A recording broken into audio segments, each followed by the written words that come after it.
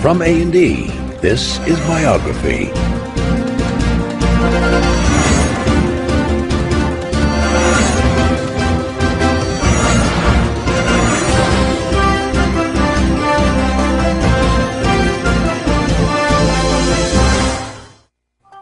Microsoft founder Bill Gates is the rarest of corporate executives, ridiculed as a nerd while being feared as a bully.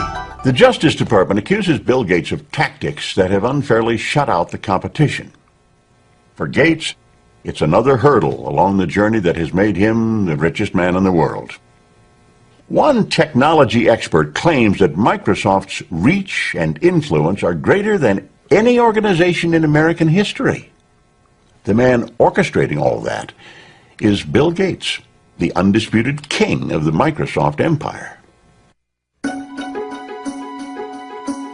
When the biographers and historians write the history of the 20th century, Bill Gates is going to go down as the best businessman of our century. And Microsoft is one of the greatest companies of the 20th century. He and Paul Allen really saw from the beginning the kind of potential that it had to change the lives of all of us. By the time he went to college, it was probably beginning to be quite clear to him that what he was going to do was going to have to do with computers. What makes Gates so competitive is that he finds it fun. He finds this like a thrilling game, like the games he used to play as a kid. I think people would say that they perceive Microsoft as always playing with both feet on the foul line. I have no doubt that 100 years from now, he will be talked about in the same way that Rockefeller and Carnegie and Ford are talked about, as people who transformed an era.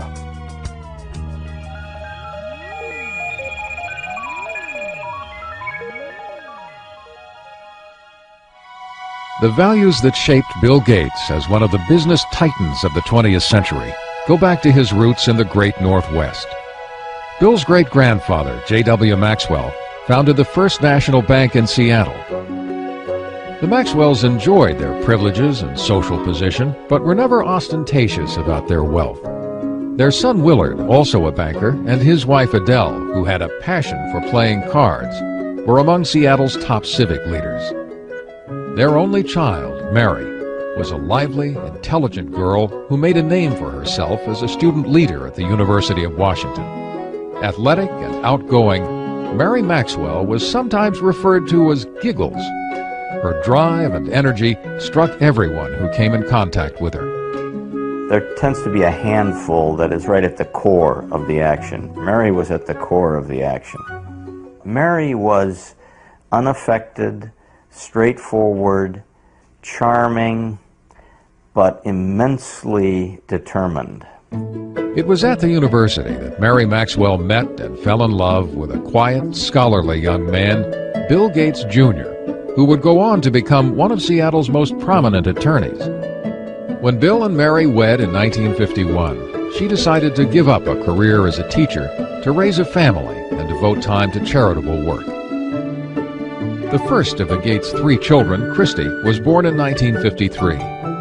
She was followed by a brother, Bill Gates III, born on October 28, 1955. He was given the nickname Trey. That derives from the fact that he was William H. Gates III, and the card players in the family think of anything with a 3 as being a Trey, so he became Trey. His mother had an extremely close relationship with Bill from the start. She even took him with her when she volunteered as a lecturer in Seattle schools. It wasn't long before her precocious son would read the World Book Encyclopedia from A to Z. We'd lose him sometime for hours at a time, and when I would ask, "What are you doing?" he'd say, "I'm thinking, Mother." Well, they say curiosity killed the cat, but it didn't kill Bill. Bill was curious. He was always eager to know more, and he had encouragement from his mom and dad. The Gates family prized competition, and young Bill loved testing his mettle in outdoor activities and indoor games. Among his favorite board games were Risk, in which the object is world domination, and the perennially popular Monopoly, where, with a bit of luck, anyone can become a tycoon. He was competitive in cards with his sister, races to see who could do jigsaw puzzles faster, ski racing, sailing, whatever. He wanted to do it well and as good as the other folks that he was with. Every summer, the Gates went off to their place on the Hood Canal called Cheerio. It was here that Bill, his younger sister Libby, and the rest of the family joined friends in staging their own Olympic Games. If you stayed overnight and had a couple of days with them, you would come away exhausted from games and activity. It was a very lively scene. It was definitely competitive, there's no question about it, and the children were all part of that. There was never a dull moment. The first World's Fair in the United States in 22 years. When the Seattle World's Fair opened in 1962, the Gates family rushed to see the wonders predicted for the 21st century, including computer technology. Imagine, if you can, an electronic brain. Bill often returned to visit the high-tech exhibits. It was already clear that he had a natural talent for math and science. But he was also becoming something of a loner, showing signs of preteen rebelliousness that was putting him at odds with his mother. Mary and I grew up in very orderly families where parents were controlling personalities, and we carried that forward. And that particular mode wasn't exactly consistent with Bill or Trey, who somewhere around about 11 or 12 began to be very independent emotionally. He was quite willing to make up his own mind about what he wanted to do and not do, and that was really tough for us, particularly for Mary. He was kind of lost. I mean, he was ill at ease in school, wasn't sure exactly how he wanted to spend his time. Obviously a very smart, brilliant kid, but kind of lacking direction. And he went through some counseling at that time. He went through a change in his school. Although they believed in public education, Bill's parents felt he would find more direction and discipline at Lakeside, Seattle's best private prep school. Lakeside only accepted the brightest and the best students, and Bill fit that description to a T. He began to blossom at Lakeside, making new friends and finding more challenging classes. He was an excellent math student. He was excellent across the board. I mean, he was a superb drama student and interested in reading all different kinds of books and so forth. So he wasn't just totally math science oriented. He had a wide breadth of interests. When Bill started high school in 1969, the U.S. space program was at its zenith. Apollo 11 took men to the moon that July. The Eagle has landed. But the computers that made it possible were still electronic giants that cost millions of dollars and required an army of people to run them. Most schools at that time could never consider buying a big computer. But Lakeside had made an extraordinary deal that would be fateful for Bill Gates. A Seattle company offered the use of its computer through a teletype link to the school. Young Gates was entranced by the possibilities of this primitive machine and started spending every free moment in the computer room. The story has often been told, and it's completely true, that he would get up at night and leave and go over to work on the computer and come back, and we wouldn't know that he had been gone. As I recall, the headmaster here was asked at a parents' meeting once, "Do you have a drug problem here at the school?" And his response was, "No, I don't think we have a drug problem, but we do have a number of students that are hooked on computers." Bill Gates shared this addiction with upperclassman Paul Allen, who could not have been more different from Gates. He was not only 2 years older, but substantially larger. Where Allen was quiet and contemplative by nature, Bill could be shrill and confrontational. Nevertheless, this odd couple was destined to make history together. They bonded by writing software code together, and somewhat competitive, Paul Allen and Bill Gates. They every now and then would have fights. At one point, Paul Allen kicked Bill Gates, who was a little bit younger, off of the little group they had who was writing software, but then he realized that he needed Gates back. He couldn't do it without him, and Gates said, "Well, I'm happy to come back, but this time I'm going to be in charge." By 1970, when Bill was just 15, he and Paul Allen went into business together. The two boys netted $20,000 with Trafo Data, a computerized program they created to measure traffic flow in the Seattle area. Although Bill had the luxury of family money, he was determined from the start to make his own fortune. The father of one of Bill's boyhood friends said Bill always had a nose for the dollar. Even as a kid, he knew the value of a contract, and even had a contract to use his older sister's baseball mitt that was signed in a legal document. In the summer of 1972, at the age of 17, Bill went to Washington, D.C. to work as a Senate page. This exposure to politics and government would come in handy later on. Back home that fall, he took a leave of absence from school when he and Paul Allen got their first real jobs with a computer company. They began talking about starting their own company, but the Gates insisted that their son finish high school and attend college. His mother used to worry that he was socially awkward. Well, maybe he was, but he had other things on his mind, and he was not rude, he was not abrupt. He was marching to a different drummer. He's a genius, and he has a different agenda. Bill graduated from Lakeside in 1973, and his parents took great pride in his acceptance at Harvard University. But his destiny had already been set in motion, and it was computer-driven.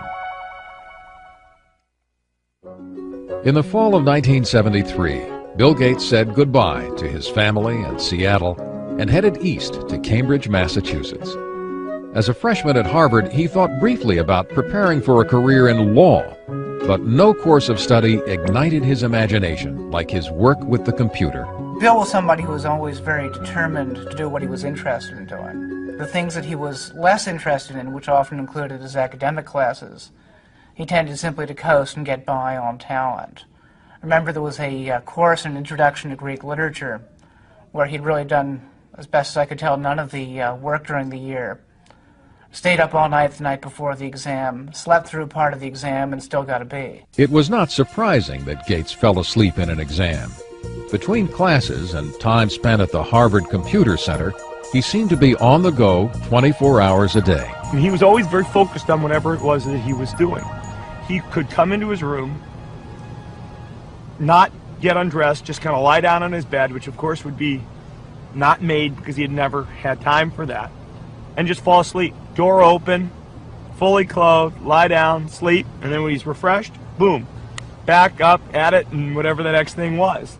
Bill paused long enough to make some lasting friendships at Harvard, but his social life was still not a priority. He dated only occasionally with varying degrees of success. I interviewed several women who had dated Bill just briefly. And one told me the very first question Bill asked her was, "What did you score on your SAT test?" You know, this is not exactly, you know, what a young woman wants to hear. For Bill Gates, though, he had scored a perfect 800 on his math portion of the SAT, and this was a matter of pride with him, and he wanted to make sure whoever he was dating, you know, had scored a pretty high grade. Bill did shine in math, but typically when he found that he was not the #1 math student at Harvard, he decided against becoming a mathematician. While he kept his academic options open, he picked up some new skills outside of class. I spent a great deal of time playing pinball, video games, and especially poker, which was something that we all did a lot of back in college. And you know, poker, of course, is a very competitive game, and in many ways, perhaps the best preparation for the business world that one could imagine. And yeah, Bill really turned himself from being a player whom people would take advantage of to a very good poker player. But it was Paul Allen, Bill's former schoolmate and business partner, who delivered Gates' biggest stroke of luck. Allen had moved to Boston from Seattle for a job. In December of 1974, he picked up a magazine in Harvard Square. The cover of Popular Electronics announced the arrival of the world's first mini-computer kit, the Altair 8800. He rushed to show it to Bill. Gates and Allen knew instantly that the day of the personal computer had arrived. They saw that this was going to be an incredible force, an incredible dynamic for the society, and recognized the moment. The Altair was made by a small company in Albuquerque, New Mexico, not far from the former atomic testing grounds at Alamogordo. Ed Roberts, who ran the company, was looking for someone to create software to run on his unique little computer. Gates and Allen convinced him that they were the ones who could do it, and worked day and night at the Harvard Computer Center for 2 months. In February of 1975, Paul Allen went to Albuquerque to test the program he and Gates had completed. When he loaded the Altair with what Bill Gates called the coolest code I ever wrote, it worked. The importance of that moment would have an historic impact on the software industry. I don't think we appreciated the significance of the Albuquerque thing when it first happened, but it didn't take long to realize that they were at the threshold of something that could be quite significant. For 19-year-old Bill Gates, life would never be the same.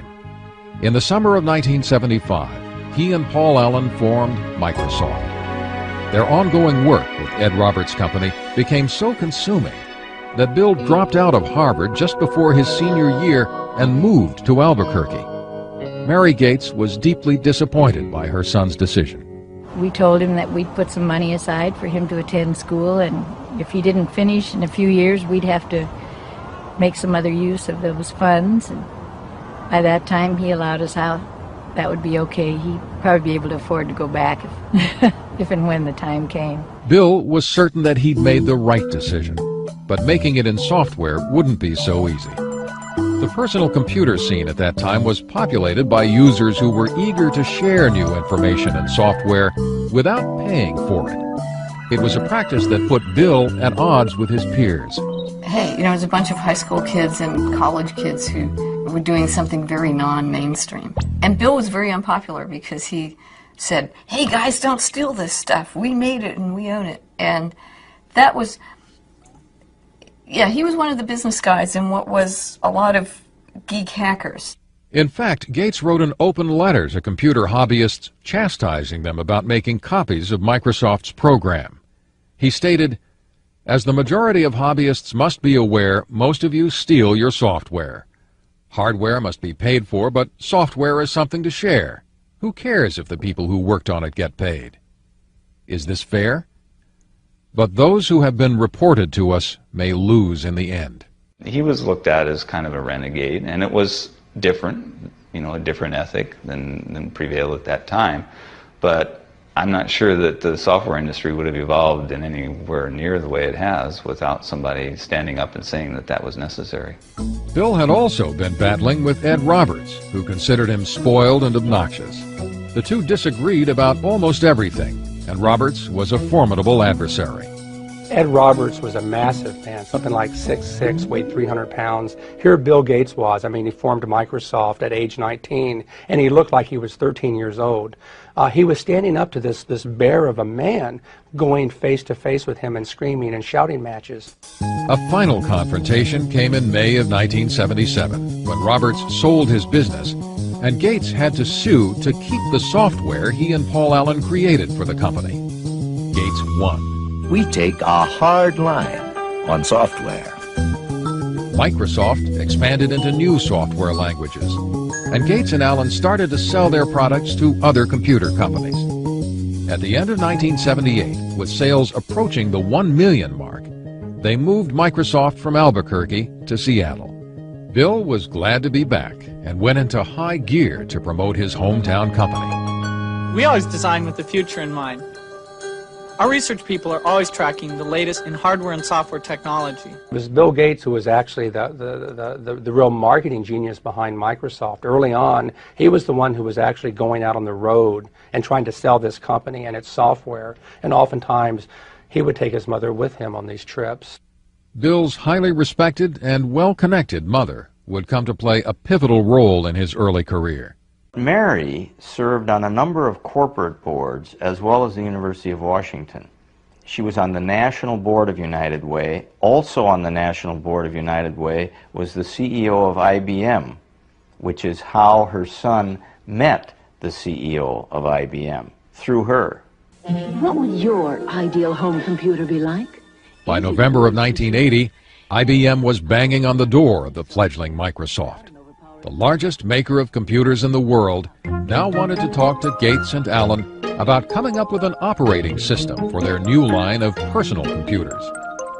From their first meeting, IBM misjudged who they were dealing with. He looked like a sub-teen, you know. He was skinny, had a real mop of hair, you know, kind of casual, and basically people didn't take him seriously as a business person. But the IBM brass soon discovered Gates was no amateur. He quickly convinced them that Microsoft could deliver their new software. First, he purchased an existing operating system, which he then adapted for the IBM personal computers, calling it MS-DOS. Bill Gates, as he's often done as a shrewd businessman, knew where to get an operating system. He just went down the road a few miles and bought it for $50,000. But then the real brilliance was that when they developed that operating system for IBM, IBM wanted to buy the source code, which would have given them the disk operating system, or what became known as DOS. And instead, Microsoft refused to actually sign the rights over to DOS. By not owning the rights to the operating system, IBM would now have to pay Microsoft a licensing fee for every copy of DOS installed in its computers. IBM was also about to lose its tremendous edge in computer sales. As other companies introduced personal computers that were cheaper than IBM's, Microsoft was able to sell the same operating system to all of them. There were all kinds of computers that were being conceived at that point in time. And it struck me that I don't know who will win in the hardware business, but Microsoft has a very good chance to win in the software business. Between 1978 and 1981, Microsoft's growth was staggering.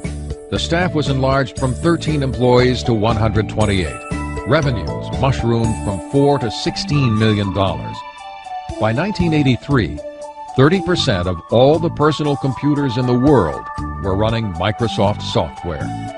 Still, Bill Gates never took his eye off the bottom line. He never flew first class unless it was absolutely necessary. You would often find him sitting in coach, in fact with a blanket over his head so he could get some sleep. So his parents taught him well early on the value of money and hard work, and translated later into his life with not only how he ran his personal life, but how he ran Microsoft. My name is Bill Gates. I'm chairman of Microsoft. The early 1980s was an exciting time for an industry run mostly by people under 30.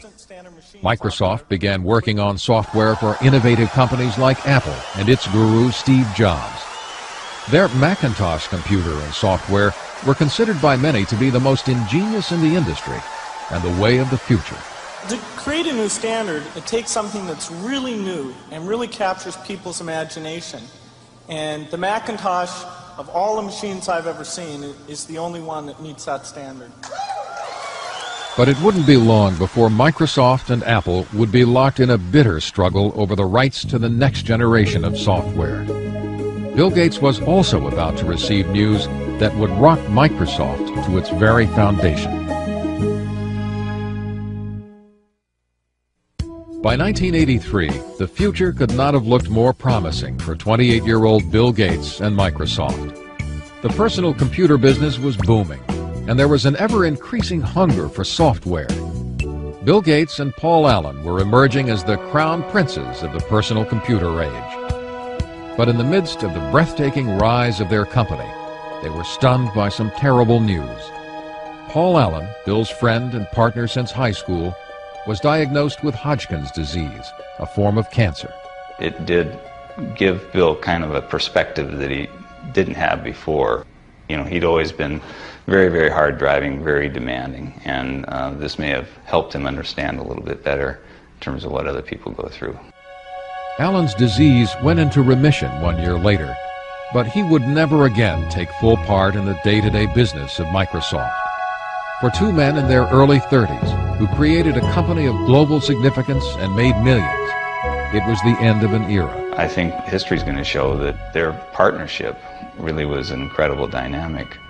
I often compare it to the Beatles, Lennon and McCartney. The songs they wrote together are the ones that pretty much we remember and get played over and over again. They were great songwriters individually. We still hear their songs that they wrote on their own. But somehow together they were even greater than the sum of their parts. And Paul and Bill were like that. By 1984, Bill Gates had become the singular face of Microsoft. In April of that year, he was heralded by Time magazine as the quintessential representative of a new breed of businessman, one who understood both nuts and bolts technology and corporate strategy. When you work with Bill, you can see that in almost any meeting you're in or anything you're discussing, Bill instantly puts together a profile of all of the cases. What about this? What about this? What about this? What about this? What about this? He almost builds this checklist of everything that can possibly happen in his head in a very structured way, and then he runs through it. Protect mode file system, the super advanced file system. Microsoft was often referred to as a math camp, where Gates' demanding management style kept the creative process churning and sometimes set off heated confrontations. The early Gates would challenge just about anything. He'd call things the stupidest idea you'd ever heard. And part of it was to test, to see, well, okay, if you disagree, you've got to convince me that it's not the stupidest idea in the world. A constant challenging of ideas was required to stay on top in an ever-changing industry. Gates surrounded himself with a team that shared his relentless work ethic. Certainly when we are working to release a software product, we are sleepless in Seattle. There's a story about Bill from Miriam Lubau, his assistant. She was new to the company. She came in one morning and she didn't know if she should call police because there was this guy sleeping under a desk. But it turned out to be Bill. The effort was paying off. Microsoft posted more than $140 million in sales in 1985. But inevitably, running a company on a round-the-clock schedule took its toll on Bill's social life. He did manage to have one steady girlfriend in Jill Bennett. She told me that it was difficult maintaining a relationship with somebody who was working, 3 days straight without sleep. Oftentimes he would end up on her doorstep, half dead. In 1986, Gates introduced Microsoft Windows. It would become the company's signature program.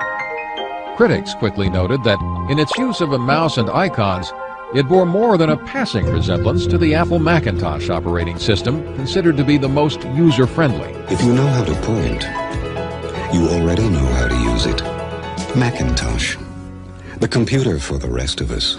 Apple had given Gates full access to their technology while he was working on new software for the Macintosh computer. Gates advised Apple early on that they should license their software. But Apple was more interested in selling computers than software. They ignored the suggestion. Once again, Gates took advantage of an opening and ran with it. In this industry, we compete and we collaborate at the same time. Bill once had a conversation with me, says, I'm a competitor, so even though I'm a friend, don't tell me information that you don't want me to use against you, because I'm going to compete with you, and if you tell me something that's useful in competing, I'm going to use that information. Apple decided that Gates was not going to take a bite out of their business and threatened to sue over Windows. Gates, in turn, said he would withhold Microsoft software Apple desperately needed for its computers. In the end, Microsoft overpowered Apple in the courts. Eventually, Microsoft prevailed by showing that even though there were similarities in the way that the two computers operated, each individual function of Windows was markedly different from each individual function of the Macintosh. Even though the first version of Windows was far from perfect, it gave Microsoft a new financial and creative base. In 1986, Bill Gates took his company public. He held 45% of the stock, which made him a billionaire at the age of 31. Still, Gates never felt secure about the status of his company. He doesn't want to fail. And when you have that kind of a fear, when you're always looking in your rearview mirror to see who might be, creeping up to do in Microsoft on a given day, it just consumes him, and it makes him certainly the most competitive human being in the personal computer industry. He's driven. It's white-hot intensity. Gates was also gaining a reputation for being ruthless, and some powerful forces began to line up against him. IBM was taking a closer look at the popularity of personal computers and had the punch to knock Microsoft out of business forever. By 1987, Bill Gates was certainly one of the youngest billionaires in the world, and Microsoft seemed to have an open field in providing software for personal computers. But he was about to face a serious crisis. Now that PCs had taken off, IBM chose to make a big push with its own operating system to replace DOS, which it licensed from Microsoft. It was called OS/2. We were concerned whether we could weather the storm, so to speak, especially given the fact that this was a big storm. IBM, a very powerful company, a lot of software people, a lot of cash, a lot of resolve to potentially put Microsoft out of the operating system business. Ironically, Microsoft played a role in developing OS/2, but Bill Gates was not about to abandon his own software. He decided to stake his company's future and his own reputation on the Windows software his team continued to upgrade, even if it meant losing IBM as his biggest customer. On May 22, 1990, Microsoft launched Windows 3.0. This new and improved version swiftly became a bestseller. Ultimately, OS/2 failed in the marketplace, leaving Microsoft with a virtual monopoly on operating systems for PCs. Now, the Federal Trade Commission began looking at claims that Gates was using this dominance in operating systems to cut off competition by cutting prices on Microsoft products. It seemed Microsoft's mild-mannered chairman was gaining a seek-and-destroy image. Bill Gates is not a brutal guy. He just needs to win. And he's willing to win, gracefully or non-gracefully. It doesn't matter. A win is still a win. Predatory pricing was not the only charge leveled at Microsoft. In 1993, the Justice Department began a new investigation. They examined complaints that Microsoft was charging computer makers a licensing fee based on the number of computers they sold, including those computers not running Microsoft software. They made computer manufacturers pay for the Microsoft software, whether it was installed on their computer or not. And as a result of that, they prevented competitors from entering the market. The Justice Department has charged Microsoft, the world's largest software company, with using unfair marketing and contracting practices. In July of 1994, Microsoft agreed to stop charging the fees in question, and the Justice Department dropped the case. Gates would never admit that Microsoft had a monopoly and maintained he was simply providing better software at lower prices. I mean, we're not like an alligator. We don't go around and eat things. I mean, we come out with these little boxes, these nice little software packages, and you stick them in your computer, and you either have fun using it, and it helps you get things done, or not. But it wasn't that simple for investors. The government probes and the fights with IBM and Apple caused the value of Microsoft's stock to drop. There was now more pressure than ever to turn out the next version of Windows. Gates found some inventive ways to release the tension. He appeared in commercials for his company with Microsoft Top Gun Steve Ballmer. He sometimes made dramatic entrances to tout his company at software conventions, once arriving as Star Trek's Mr. Spock.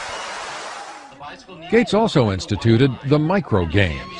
This hodgepodge competition among the Microsofties is very reminiscent of the games he played as a child at the Hood Canal.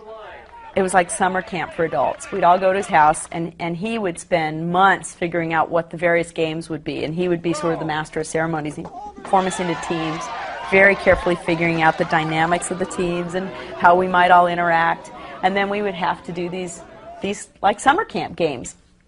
And I met Melinda first at one of those micro games. Melinda was 28-year-old Melinda French, a Duke graduate with an MBA. She'd been working as an executive at Microsoft for several years. It was becoming increasingly clear to Bill's family and friends that she was the woman that the 37-year-old Gates had decided to spend his life with. He dated Melinda for quite a while before they got married, and so I saw them together over the years, and they always looked like they had a very special thing going, a level of intimacy and a level of intellectual connection that just caused sparks. She's a really wonderful person, a perfect match for him. Very, very bright, very organized, very supportive, very interested in family and good family life. Bill and Melinda were married in Hawaii on January 1st, 1994. The night before the ceremony, Bill had arranged for a special serenade for Melinda. He had Willie Nelson play the night before his wedding, and it was a total surprise. Bill got up and he said, I really love Melinda, and I really want to sing her some songs tonight, and I don't sing that well, and so I asked a friend of mine to come and do a little singing for us, and so it was a big surprise. In Melinda, Bill found a partner who gave him the kind of personal happiness he'd been looking for, and who also understood the professional demands of his business. But only months after his marriage, the joy that Bill shared with his family would turn to heartbreak. His mother, Mary, who had been his most devoted ally, was diagnosed with breast cancer. She died in the early morning of June 10th, 1994. Bill rushed home to be at his mother's side. When he came to the house that night, he'd been stopped by the police on the way because he was speeding. And of course, the policeman recognized him. Wasn't the first time he ever got stopped for speeding, by the way. And they looked at him and they said, "What's going on?" Because he said, I was sitting and the tears were just running down my face.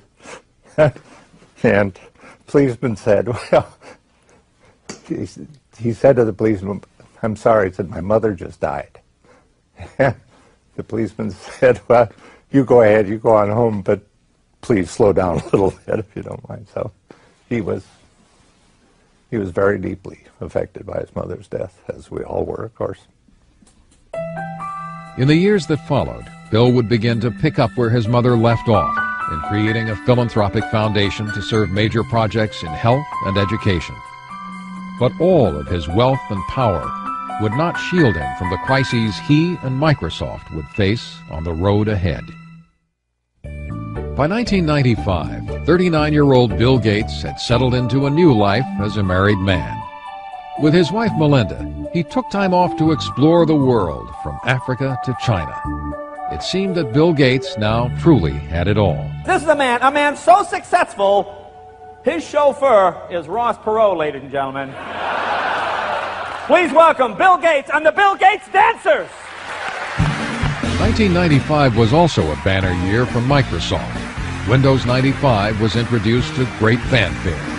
Tonight Show host Jay Leno kicked off the ballyhoo for the new software. Windows 95 is so easy, even a talk show host can figure it out. Clearly, Gates was still Microsoft's best salesman. But from now on, it wouldn't be all business for the boss. On April 26, 1996, Bill and Melinda welcomed their first child, a daughter, Jennifer. He just loves that little girl. It's just so marvelous to see. It's very gratifying to a father to see his own son have the same feeling about children that I did about him and his sisters. So it's really gratifying. At the age of 42, Bill Gates has become an icon of the American establishment. He is now the richest man in the world, with a personal net worth of more than $50 billion. He is a member of a power elite, which includes President Bill Clinton, who shares his newfound enthusiasm for golf. The Gates style has never meant flaunting wealth, but Bill has spent considerable money for convenience and comfort. In 1997, Bill, his wife, and daughter moved into a $54 million dream house. Along with family and guest quarters, there is a library housing the Leonardo da Vinci notebook for which Gates paid more than $30 million. Even though the house will serve many business functions, for the Gates family, it's just home. It's a remarkably family-friendly home, given what it is. I remember the first time going there after it was fully finished, walking through it and seeing, little Tykes cars in various places and things like that. I mean, this is not an antiseptic home that you feel afraid to touch anything or sit anywhere. While Bill may live in a high-tech palace, he has maintained the strong sense of public service Mary Gates gave all her children. He has committed himself to giving away the bulk of his fortune with the help of his wife and father through the William H. Gates Foundations. They've given $200 million for computers in libraries around the country so that others can experience the excitement in computers Gates found as a child. Not everyone in this country can afford access to a computer, and it just makes him realize that offering that kind of access to all citizens, be they 12 years old or 92 years old, will allow everyone to pursue that same excitement that he had as a youngster at Lakeside. Gates and his family have also donated an estimated $800 million for educational projects at colleges and for major medical research. Although he's been criticized for not spending more time and money on philanthropy, at 42, Gates is not ready to give up the helm at Microsoft. The industry keeps changing. I mean, it's the perfect game because it never ends. You can't sit down and relax. In fact, by 1997, Gates found that he was way behind in the exploding Internet market. A company called Netscape was dominating sales of Internet browsers, the software needed to access Internet websites. In some sense, I think the Internet gave Bill a whole new lease on life because it was something new to conquer. Gates set out to close the gap with Netscape by including Explorer, his browser, with every copy of the Windows operating system.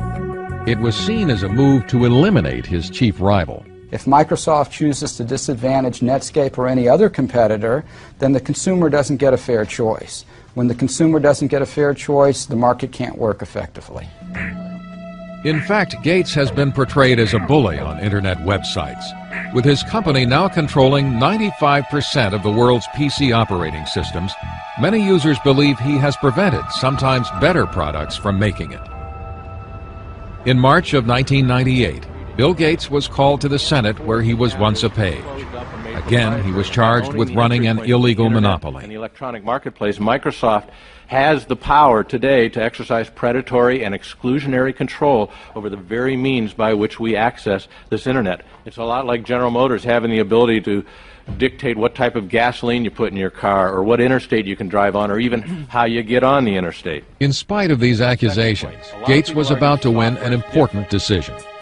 An earlier injunction preventing Microsoft from giving away his Internet Explorer with Windows 98 was revoked. But Gates was still not out of the woods. In May of 1998, the Justice Department and 20 states filed an antitrust suit against Microsoft.